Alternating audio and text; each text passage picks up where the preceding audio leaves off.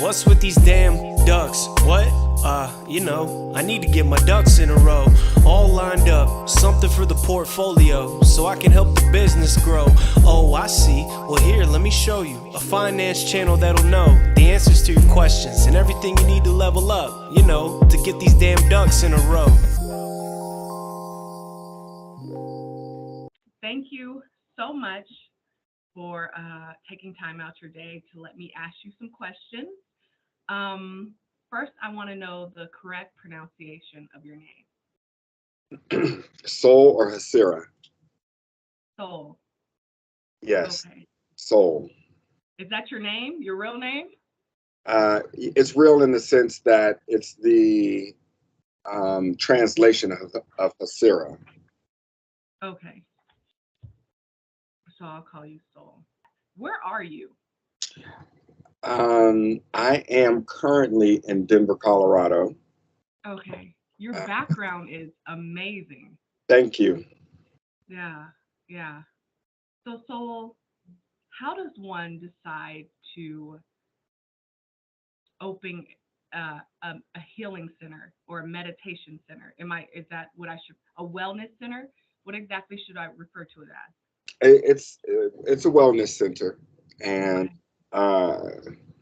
it's been a project long in the dream phase and the planning phase, and so the way one should go about it is to plan wisely. I feel like we've done that with this project. It should absolutely be a passion of yours, because it's going to require passion in order to put up with the challenges that are necessary in order to manifest it. And so, and you should have a team of people supporting that vision, which I have an amazing team of people that I work with in order to facilitate the manifestation of this dream. So the wellness center is not in Denver, Colorado. It's No. It's in Costa Rica. Costa Rica. I don't know anybody. I know a few people. I know a few business people. I know people who run and own their own businesses. I don't know anybody that has their own wellness center. Yeah. So what path were you on that led you to decide Soul needs to create its own wellness center? So like many things, I create things for myself and then I share. And that is my own particular manifestation method, is that I create things that I myself am going to use. I create products that I believe in. I create experiences that I would want to be on, and then I share them. And so I knew that I did not want to stay in Denver, Colorado full time. I have traveled the globe for probably 3 years prior to purchasing the land to build this on, looking for a place that was just really my happy place, to be honest with you, on earth. And so with that, I traveled, I've lived in Ghana for 10 years. That's where I raised my children. And so I knew I didn't want to go that far again. My mother has gotten older. My father passed in 2017, I think it is. And I have lots of family here. I have businesses here. So I wanted a place that was close enough for me to get to within 4 to 5 hours, but far enough that I knew I was outside of the United States. I wanted a place that was clean and known for its commitment to cleanliness and to ecological integrity. Costa Rica is that. I don't think another country comes close, to be honest with you, on the planet, much less in South America or Central America or North America for that matter. And I wanted a place that I could reach the people and connect with the people people on the ground, that they had a particular mindset. And the mindset of the people in Costa Rica is predicated on a mantra that is called Pura Vita. And Pura Vita means pure life. And what they mean by pure life is that you should live your life, you should eat clean, you should eat pure, you should talk pure, your interactions should be pure. Like, it's really predicated. It's why it's one of only 5 blue zones on the earth. They really have embodied this idea of clean living, of ecological integrity, and replenishment. And because of those things, they banned their army. They don't, Costa Rica does not have a standing army. They instead took those resources and put them into the people, into having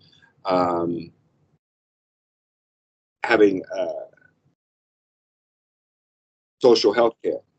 And so those type of commitments, not just in word, but in deed, are what prompted me to settle there. I found out most of that information afterwards. The first time I visited and crossed over a particular bridge, I knew that it was the place that I wanted. So I followed my gut instinct and my heart on that. And here we are in phase 1, finishing up phase 1 of the building process, looking to start phase 2 in the early spring. So yeah, that's how the Wellness Center came about. Nice. I own property in Colorado. I cannot imagine like buying property or a house or anything in another country. So how was buying property in Costa Rica? Was there a bunch of hoops to jump through? Like, do you pay up front? Is there like a lending system, like a mortgage? Like, what do you do? No, the lending system is non-existent. Like, to borrow money in countries like that, you're it's almost unheard of. So it's a cash and carry system. It's a cash system. But to be honest with you, I prefer that, especially for this project, because I consider it a legacy project. So I didn't want to owe nobody nothing. I want to make sure that when I turn it over to my children, that there is no debt held to the house, and that they actually own the land and the house that it's built on. So it took up saving my nickels for quite a few years, hiring a lawyer to walk me step by step through the process to make sure that my interests were being looked after. And that is what set me up to be in the position that I'm in now. Of course, you have to be prepared for, and having lived abroad, I know this is true overall, you have to be prepared for extended timelines, right? Things don't happen spur of the moment like they do in the United States, and systems are a bit more laxed. And so you can't be in a hurry. I was in negotiations with this property for 1.5 years before the deal finally went through. So, that's not to say that you couldn't find a property that you really loved and had it. The house was already built. Mine wasn't. Mine was only land. So there's a lot of registration and pieces that had to be done on it that people who are going to buy a house wouldn't necessarily have to go through. So, but it's all paid off. All that time and due diligence paid off. Okay. Did they give you a deed? Forgive my ignorance. In my mind, they gave you like a leaf with something written on it and just handed it to you. See, for that comment alone, I am having you come to Costa Rica. Now you are on the hook. Like a long banana leaf, and they just like wrote something on it, and they were like, "Here you go, the land is yours." And I'm sure the people, by and large, that was enough at a given point. No, I have a deed. It's registered with the government of Costa Rica. Yeah. I don't get out much, and again, forgive my ignorance. What's the main language in Costa Rica? Spanish. Spanish. So how is navigating that? Well, again, I lived in Africa for 10 years, so I'm used Okay. to living in environments where I don't speak the primary language. Okay. Um, and so, I'm bumbling through Spanish, but I there's enough English spoken there that you can get a by on, and for the rest, I use Google Translate. Okay. So I had a friend go to Japan, and everybody would like stop her on the train and touch her hair. How black friendly is Costa Rica? That's a really great question. So I am located on the eastern coast of Costa Rica. Costa Rica, up until 1954, 1957, was an apartheid state, meaning that the blacks of Costa Rica were segregated into the eastern part of the peninsula. Most There's a heavy contingency of both Panamanians and Jamaicans that live in Costa Rica, specifically on the Caribbean side, is what it's called. It's the Caribbean side. The other is the Pacific. And so there is a very large contingency of Panamanians that have been there for 4 to 5 generations. There's a whole contingency of Jamaicans that have been there 4 to 5 generations. And so, which again has had a lot to do with why I chose to live on that side of the peninsula. It's heavily Jamaican influenced, heavy Panamanian influence in the food, in the culture, in the people. And so it's very friendly in the sense that you will see yourself in abundance when you're there. Okay. So I have a coworker that wanted me to ask a question. While I'm writing questions, I ask everybody in the office, do they have any questions? So I have a coworker that's heavily religious, heavily Christian. And she was wondering, would some of the practices impede on her beliefs?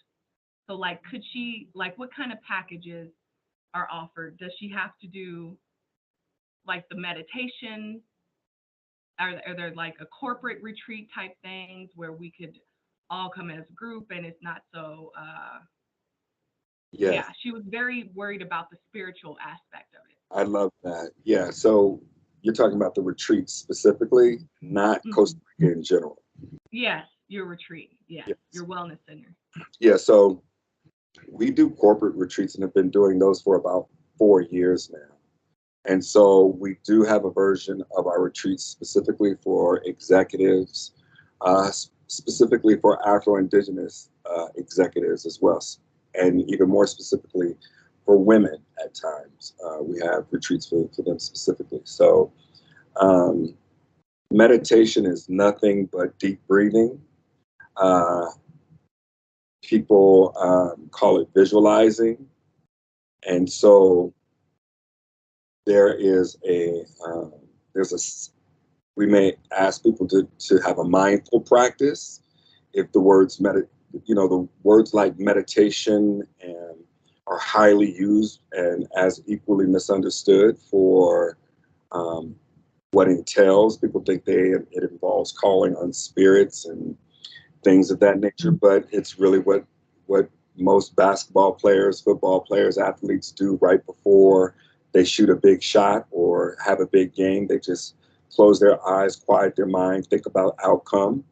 And so that's as deep as we really get in regards to our retreats, corporate retreats. And for those that are looking for something deeper, we can do that as well. Okay. You did mention blue zones, and I do have a blue zone diet book um, that I made one recipe and it tasted terrible. I don't know if it's because I'm not a very good cook or yeah, but I was like, yeah, I don't know. I don't know about this. With the corporate retreats, what is included? Uh, Meals. Okay. Everything except for your travel. Okay. So I'm gonna guess meals, Meal, lodging. lodging, transportation, activities, um, don't think I'm missing anything. Are snacks involved? Because I'm a little thick, so okay. Snacks are involved. Okay. And in case you didn't hear me, there's a large Jamaican contingency. Okay. We as Afro-Indigenous folk appreciate and celebrate the thickness of our sisters who come in that particular type of package. So I hear you. There's a space for you for that. Thank you. Yeah. So I went to like a weekend retreat that was about sustainable, like basically having a garden, a food, planting a garden in your backyard that was food dense and things like that. And it was a 3-day retreat, and we talked about all these things. In this place, they didn't have locks on the doors. So they just assigned you to a room, and they didn't have a lock, and there was no key or anything like that. Yeah. And I remember being there like, oh no, I can't stay here. And they had to make special accommodations. I wouldn't have come if I would have known that was the situation. Safety. Everybody gets their own key, their own room. Is it a shared bathroom? Like what's the situation? Yeah, everybody has their own key. Everybody has their own room. All the doors have locks on them. We have there's a guard at the front gate. Yeah, so all of those things are sorted out. So is it like a hotel room setup? Because the place I was at, it was more resembling like a dorm. Yes. And like to go to the restroom, I had to walk down the hall, and I was like, I would have never signed up for this. Where was this? Where was this? In Aspen, In Colorado. Aspen? Yeah. That's not like Aspen. But they were very kumbaya, like, no, nothing, this is the safest place to be. I was just like, Where are you from? I'm from Denver. What high school did you go to? I went to George. Ah, Patriot. Got it. Yeah. Are you from Denver? I am. What high school did you go to? I went to East. Oh, okay. I'm glad you're okay. I'm glad you made it out. Good for you. Make it out. I had the same concerns when you told me you were from George. So we both made it out okay. George was a good school when I was there. I can't. You guys had the IB program and all those good white folks looking out for y'all. I know. East, on the other hand. East, on the other hand. Yeah. I'm glad you're okay. What year were you at, George? Oh, stop that. I can't tell you that. It depends on what kind of George you went to, because from the East that you're describing, that was that really happened after like 92. No. East before that, it was peaceful. We're peaceful, loving people. No, I've never known East to be peaceful. Never in life. So what are the day-to-day activities going to be? It depends on the package you sign up for. Okay. Right? It depends on what it is that you and your group are looking to get out of retreat. So retreat, we are really big on this whole idea of retreat. Okay. And many of us in the United States have a very westernized concept of retreating. When we say retreat, we don't mean just pina coladas and, right, even though that's available there. But that's not what we mean by retreat. What we mean by retreat is restore. What we mean by retreat is to heal. What we mean by retreat is to reflect. And so when we are setting up the experiences, we really rely very heavily on what it is that the people are looking for, the type of experience that they're looking to have. We don't have a cookie cutter retreat. Our retreat is based upon what are the needs, wants, and desires of the people who are looking to retreat. Okay. So I wanted to go to the Golden Door. It's like it's a wellness retreat, but it's the one that like Michelle Obama's gone to and all these really influential people.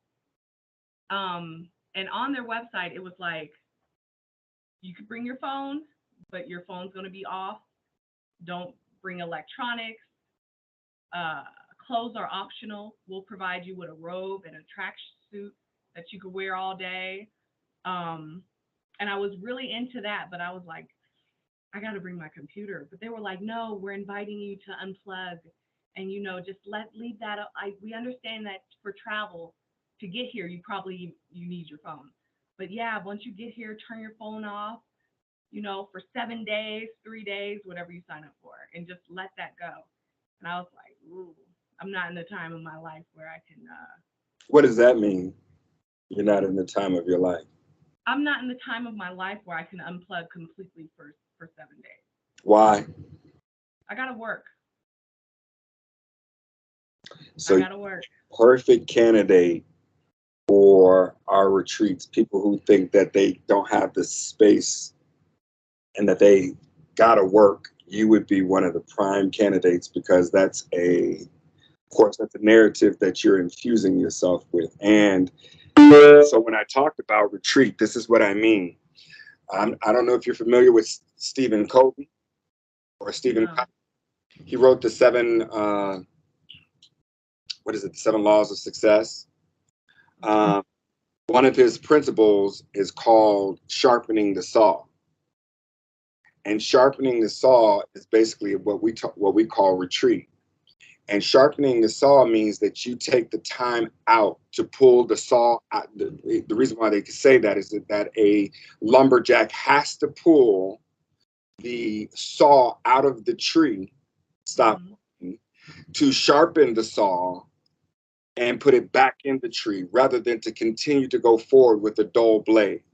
Okay. So when we say that I am not at the time of my life, that actually means what that says to me is that this is actually the perfect time of your life, because what it says is that you're about handling your work, that you're working very diligently to make something happen, that you have a tree that you're cutting on, that you don't want to lose this tree. You don't want to forego the success that comes with cutting down the tree. And so with that, I would implore you to be like the lumberjack. There's times where you have to pull the saw out of the tree, which may seem like it's not working, that you're not doing anything, that it's wasted time. But in fact, what you're doing is sharpening the saw. So when you go back to the tree, you'll go twice as fast and half the time. Wow. That makes sense. Yeah. With that being said, do you have Wi-Fi? Yes. Okay. Could I use my computer in an emergency situation? Absolutely.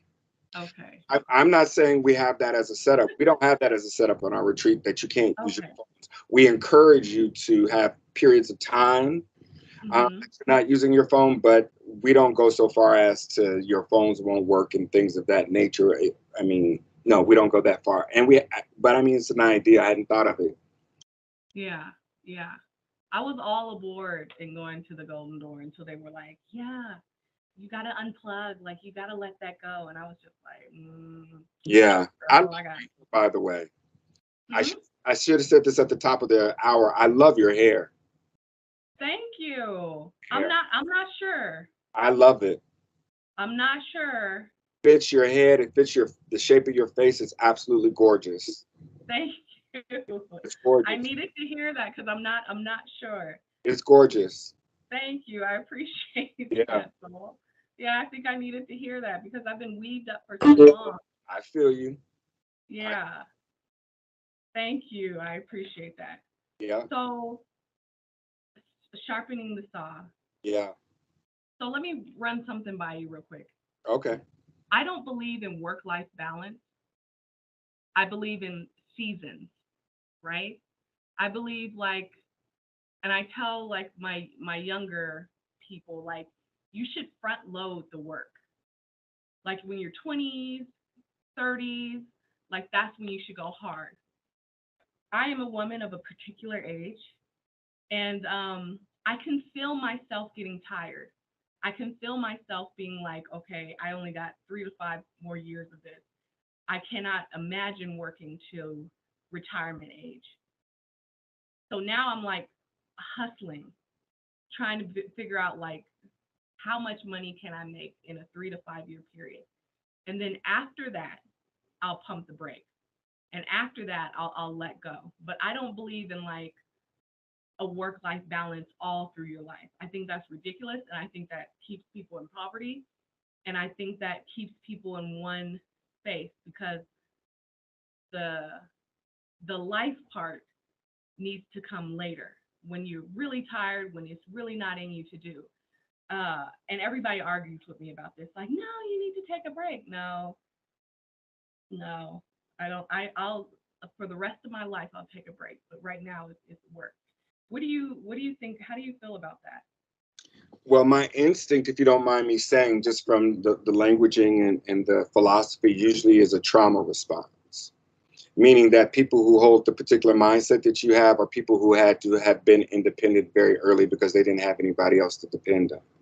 And so pulling out or pulling back in these years where they're feeling the most vibrant are people who are oftentimes really making sure that their boat doesn't sink because they don't have or they don't feel that they have people to help them keep the boat afloat. It's all up to them. And so I would work with the belief where that belief system, because it is a belief system, right? That Mm-hmm. people are just arguing belief systems. I would Mm-hmm. argue what is the trauma that induced that belief that that's what you would have to do. Where they got you to the space of listen, we got to get at it. We only got so much amount of time, and if we don't get it done in that time, then we all done for. If you don't do it, then you're lazy. You ain't thinking right. It's my right. Like that's someone who's like, yo, we got to get this now. We can't count on nobody else to do it for us. We need to set it up.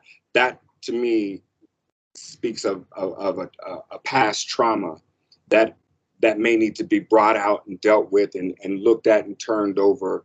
Um, and that's a lot of what we do at our retreats, right? Our retreats are about people who are dealing with guilt as they're sitting down there, people who actually have guilt because they've made space for themselves for even 3 days, 5 days. Like there's a sense of I got to be doing something. There's a sense of guilt because of the society that we've grown up in inculates that as part of the belief system. Right. Yeah. I don't know if it's a trauma response. I think it's just coming from like observation. Like I think it's coming from observation. Um I don't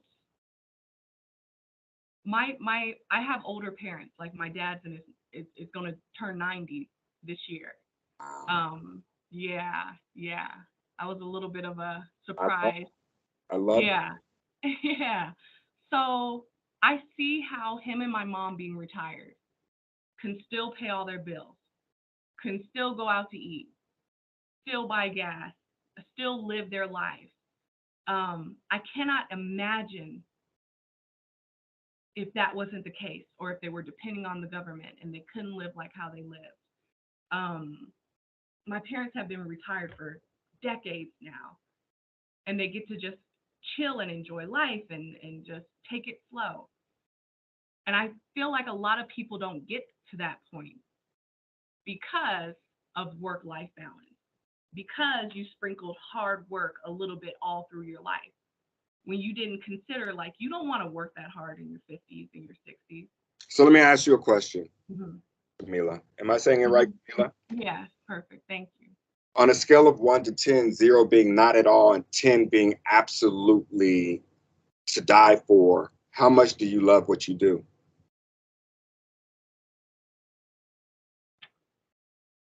Uh, if you would have asked me that question 2 years ago, it would have been totally different answer. It would have been 0. Even though I have been an entrepreneur for decades now, it's the numbers rising because I'm learning that money's not everything. Like you That's got to not be enough. happy a little bit. Huh? That's not a number. Okay. I don't know. I don't think anybody's ever asked me that. I, does my happiness not matter to me? I'm just asking you. Uh, maybe like maybe like a 6, a Yeah, 5, yeah, a 7. yeah, Okay. yeah. So here's the thing. I'm an entrepreneur now. I've been an Uh-huh. entrepreneur for in the last 33 years. I've had two jobs where Mhm. I got a paycheck from someone else. The other part of those years. So I love entrepreneurs, by the way. I absolutely have a kindred, deep down, unwavering love for entrepreneurs. Those are my type of people, Mhm. yourself.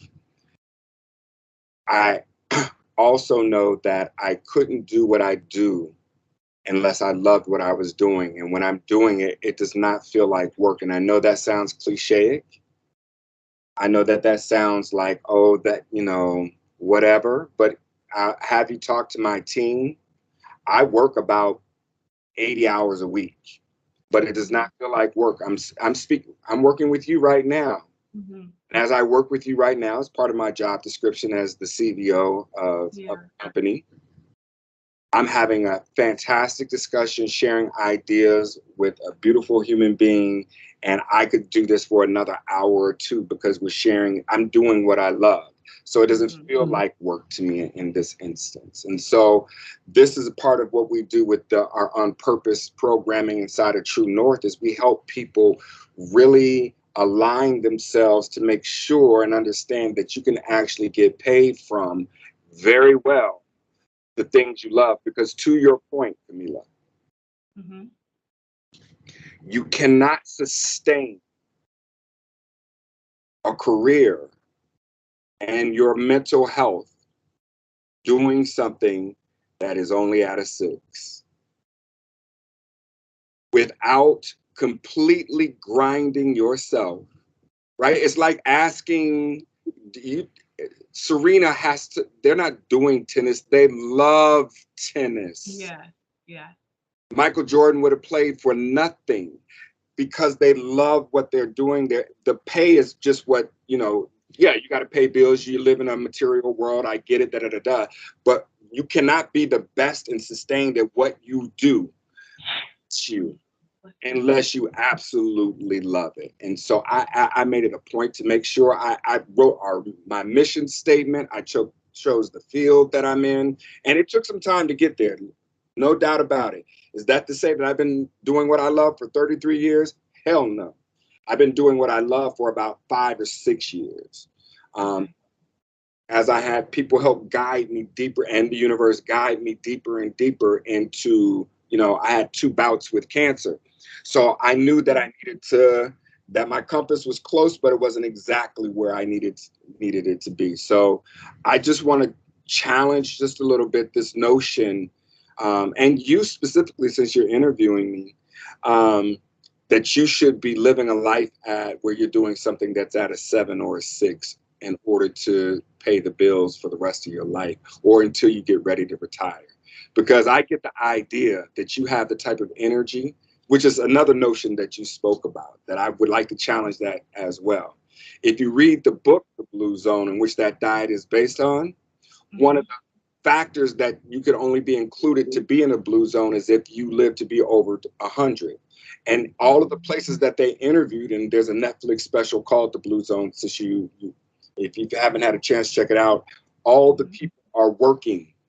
All the people who are 80, 90, 100, they're still working and Yeah. doing what they love. And that's what I would hope for you is that you were doing something that you really love and Yeah. that's getting paid big dollars for because your brain is worth it, right? You went to George. We expect big things out of you, man.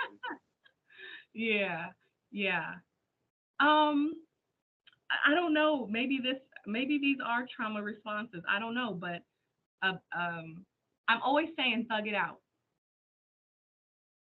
Like just thug it out. Just get to the end and do what you got to do and get where you need to be. Just thug it out. And I'm really good at being in uncomfortable unideal situations and thriving in them and getting everything I can from a bad situation. So when people talk about their dream jobs and their passion, I absolutely cannot relate. Like I love doing this. I love talking to people. I love learning, and I love this aspect of work. But I'm starting a new little chapter of my life. As far as making the website, could care less. As far as managing people, not really a fan of that. Ask you a quick question. Sure. Have you been married? No. Have you been in a long-term relationship? No. Okay, I love it then. So I want to challenge this notion that you really believe in thugging it out, because Okay. you came through with you met a lot of knuckleheads, and as soon as they exposed themselves as such, you cut them off, yes? You didn't decide to stay in a relationship with them? Yeah, correct. So why didn't you thug it out? Why didn't I thug out the relationship? Right. That's That's right. for a lot of different reasons. A lot of different reasons. And the first thing that comes to my mind is being in these low vibration relationships was beneath me. When I came from a 2-parent household, when I saw how a man can love a woman, like anything other than that just didn't seem natural to me. And so I believe it's unnatural to have to thug out any situation in life because our ancestors did all the thugging out for us. They worked, they owe us 40 acres and a mule. Why would I have to thug it out at this point? My ancestors worked from can't see in the morning to can't see in the night. Why do I have to thug it out for they thugged it out for us. That's the beauty of it. Our grandparents, maybe even your parents, they thugged it out. Me thugging it out is low vibration at this point.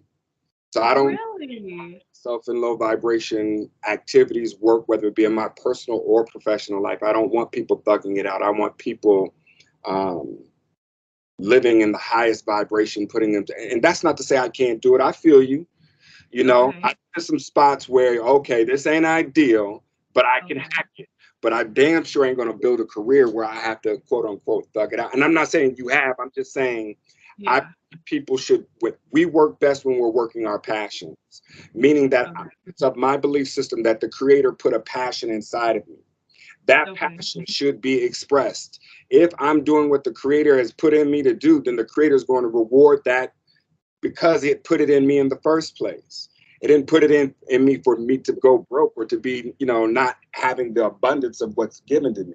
So I'm not one for hanging around low vibration people. I love that about you, that you don't stay nowhere where you ain't gonna stay with no man or woman, whatever, that don't rock your vibrational level. And we need more of our people to think that way. But all I'm saying is I love that you apply it to relationships, but work is one of the most important relationships that we're ever involved in.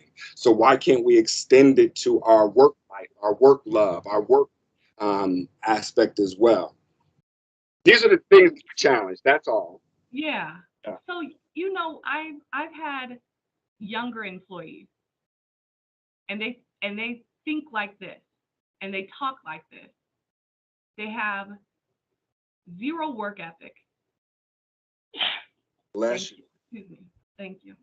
They have zero work ethic. Every Thursday, they got to leave early to go to therapy. And it's just like, wow, what a waste of youth. What a waste of a human being. What a waste of a person. You don't mean therapy is a waste of a human being. You're saying the work ethic. Oh, this is juicy, sis. You are juicy. Well, listen, I would love to coach you. Do you have a coach? No, I don't. Okay. Do you think coaches are too? By the way, just. No, I've hired several business coaches. Several, like when I'm entering a new business field and I want to get ahead a little quicker and not learn it from scratch, then No, I can absolutely tell you're brilliant. I knew that just from the small conversation. I knew that from how you were setting up your Facebook post, to be honest with you. Oh, really? Because I could see what you were doing and how you were, and most people fall into your trap in the sense that they actually end up proving the very point that you're trying to make in their rebuttals to your point, so you're someone who makes people expose themselves because you're thinking 2 or 3 steps ahead, which is why I said I love it. I love people who are strategic in their thinking that way. It makes my work easier. But yeah, so I would love to work with you for a period of time, if for no other reason, just to explore some of these ideas, because to be truthful, it's our most brilliant that get burnt out the fastest. Mm-hmm. This world isn't made for Black brilliance. Yeah. It's barely made for white brilliance. Yeah. Thank you for the compliment. But can we talk about my Facebook post? I just post what's on my mind. And then I wait for somebody to be like, well, I don't believe this because these are the reasons. And I get very few of those. And I get a whole lot of, you're ugly, you're stupid. You're a horrible person. Like, but nothing that addresses what I say. Nothing that addresses what I say. And I'm just like shocked that I get like 1 or 2 people's like, well, this is why I feel like this is, this isn't the right way to go, or this. I get like 1 or 2 of those, and I get hundreds of, that's why nobody ever wants you type comments, and I'm just sitting there like, I saw that. Yeah, and I'm just like, well, very interesting. It's almost like a social experiment that I'm doing on Facebook. I see what you're doing. That's why I said I love it. And unfortunately, it's also what's happening for you as a confirmation bias too. You don't have a lot of faith in human beings. Human beings tend to let you down. And I completely understand and identify with that experience myself, sis. Yeah. So let me address a few things that you. So when I said therapy and I rolled my eyes, I saw a little bit of reaction from you. So in my past life, I had to sit in therapy sessions with other people, with people that had intellectual and developmental disabilities. And all I had to do was sit there and back there and listen. And I was just appalled of like how silly it was. In addition to that, I have a really good friend that used to go to the same therapist weekly for over a year. She called me crying.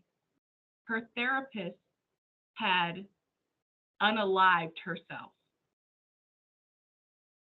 I posted on Facebook years ago that the only way I would have a therapist if the therapist was an alien, an elephant, something that wasn't a human and having the human experience, something that could give me another perspective.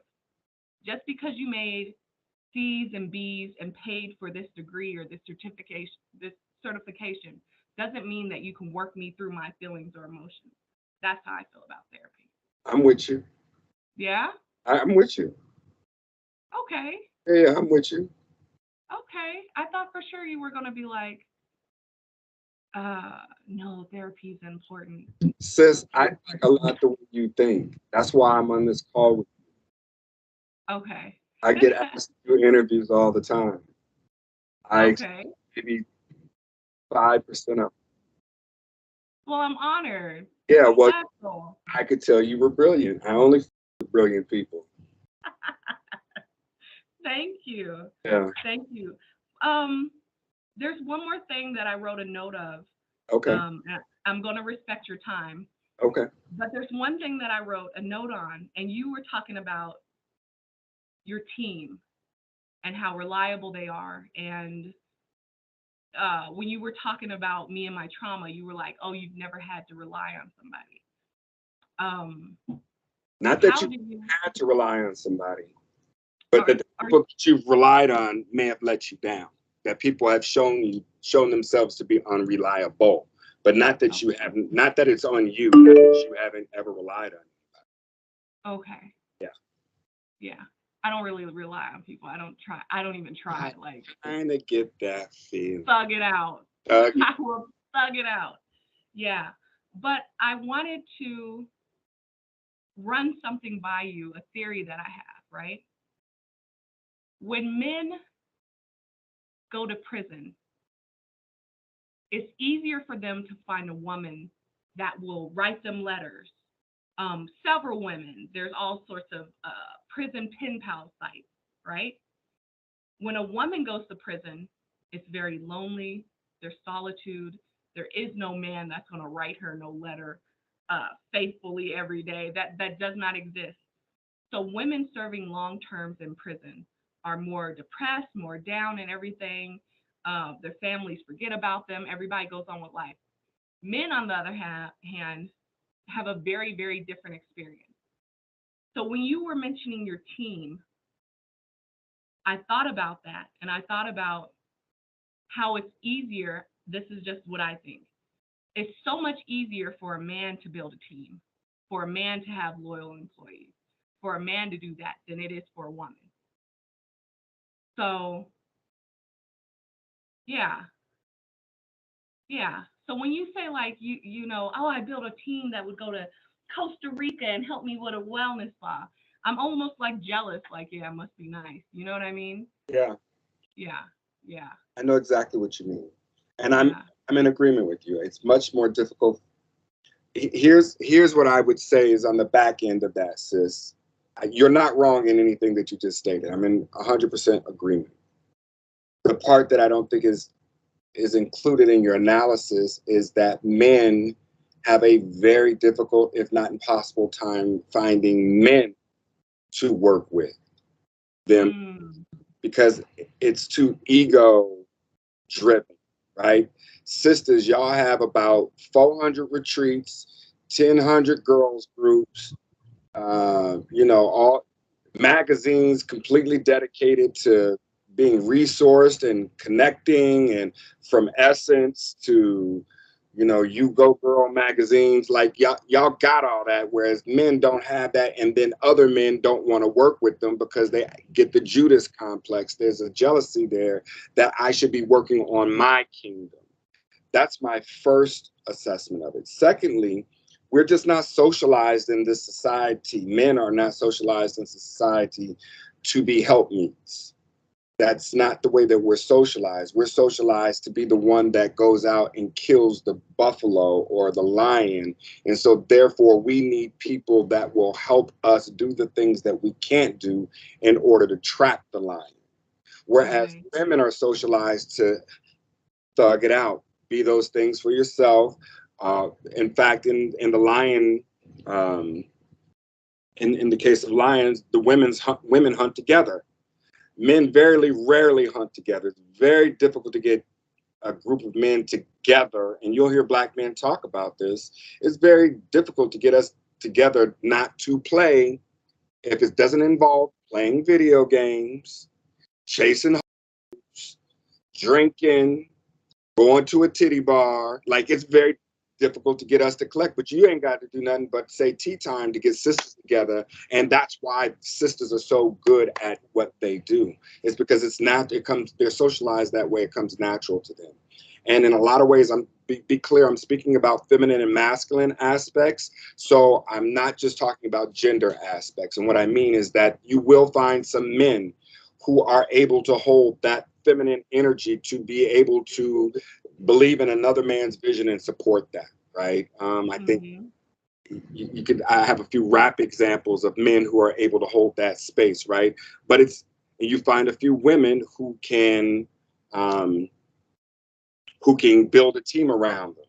The woman who's the head of Pepsi talks about this. She brought all her sisters from the bottom on her way to the top. Every time she spotted a sister, she took them to the next level with her. But she had to do that in order to, because it was, like you said, very difficult for women to build teams in that way. Wow. Dame Dash said something similar to that.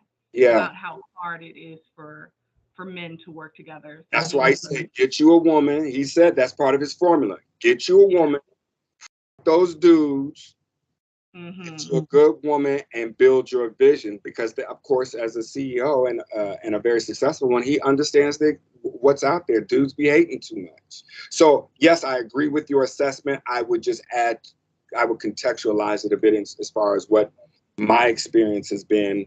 I would love to have 2 or 3 dudes on my team. I got one male on my executive team, and I had to breed him, meaning that he's my daughter's husband. The rest of these are women who I've met along the way who've come up to me and said, listen, I believe in your vision. Can I work with you? This is what I bring to the table. And I'm like, yeah, let's go get it. 95% of my team are women. Okay. Yeah. Yeah. Yeah.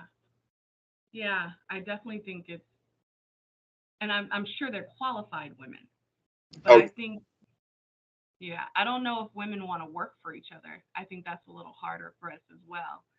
I think jealousy and envy and all sorts of different things. If they want to be successful, they do.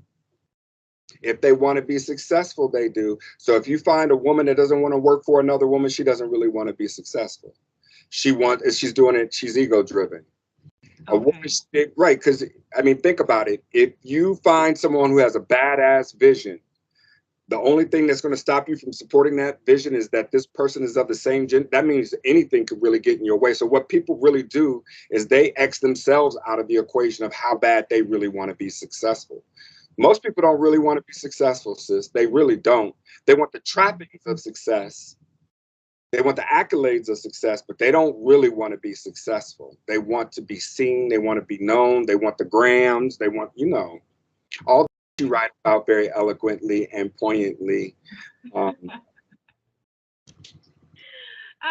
had to block my parents and like 3 aunts on Facebook because they would call my mom, and then my mom would call me and be like, take that down. I love what you do. Thank you. Love it. Thank you. You know how many, I've had 2 posts go viral where they've had like hundreds of thousands of shares. There was one that had like 30,000 shares or something like that. But I was just shocked at like the amount of death threats and people in my inbox like, you don't deserve anything nice and all this kind of stuff. And I was just like, wow. Yep. I've been Don't there. let me get to you, like go on with your day. I said, I've been there. That's why when your assistant asked me, she said, oh, I remember you from the Roland Martin event. And it was at that event that me and Roland Martin got into it. I just don't agree with his politics. And people were really upset that I didn't agree with his politics and that I challenged him on his ideas and shit like that. So when she said she remembered me from that, I was like, uh-oh, how's this interview really about? Really? Yeah. You know what? I think as crazy as it sounds, my little Facebook post, it weeds people out. And the people who reach out to me, we can, whether they believe what I say or not, we can have a dialogue, and they've helped me in my life. I have a Maya, shout out to her. I've never met this woman in person. Never. She's like an internet buddy. And she lives in Japan, and I talk to her on a regular basis, but it was all from like her social media post and my social media post. And yeah, but it's interesting like how you accidentally find your tribe. That's right. Yeah. That's right.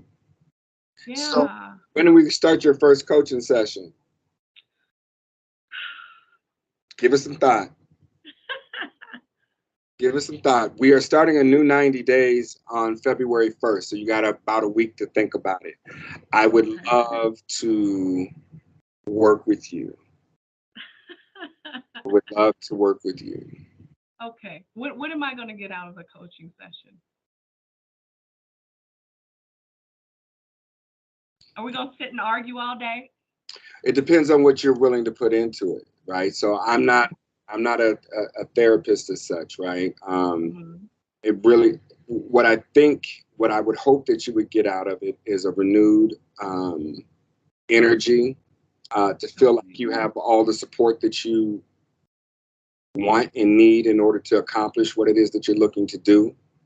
that you have a safe place um, to let down your guard and express your ideas and your feelings about, things that you're working through or things you may have doubts about. Clear out any shadows that you may be dealing with that unresolved, that may be holding you back from achieving your highest desires. Those are some things that I could think of off the bat, but you always get more than what's stated.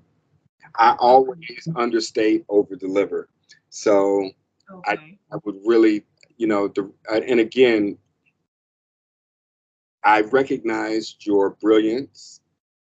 Thank you. Even if, and it's a mirror for me. In a lot of ways, you serve as a mirror for me, because that's the way I used to go at people. That's the way I would get people. So you can, you can ask Sister how that night at Roland Martin's, how I showed up at that experience. That is what I'm known for in my activism life. But so I love the brilliance that it takes to do that, to poke, and it takes a courage to be like, if you don't like it, keep it moving. I said what I said, right? And into this world that breeds sheeple, to find someone who has that. But sis, let me say this, and this is why. Okay. Also needs support. When I say that I am a 2-time survivor of cancer, it was because I'm going at it without the proper support. So yes, I was poking the bear. I was making people think. I wasn't taking care of myself in the way that I needed to, because you take all that energy in too. You become the lightning rod.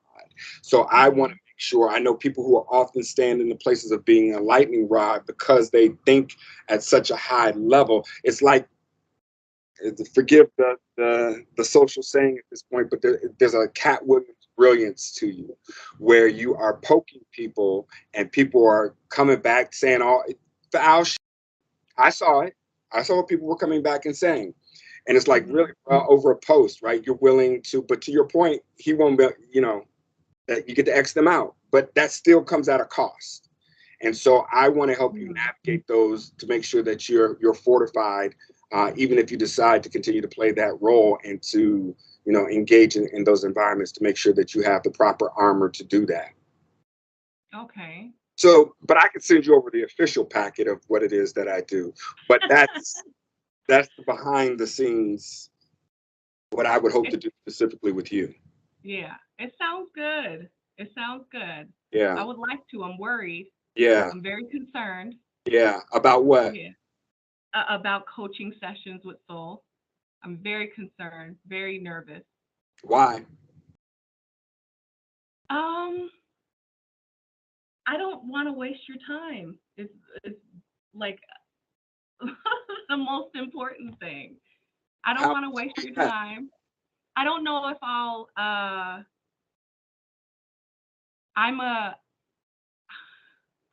don't really sway too much.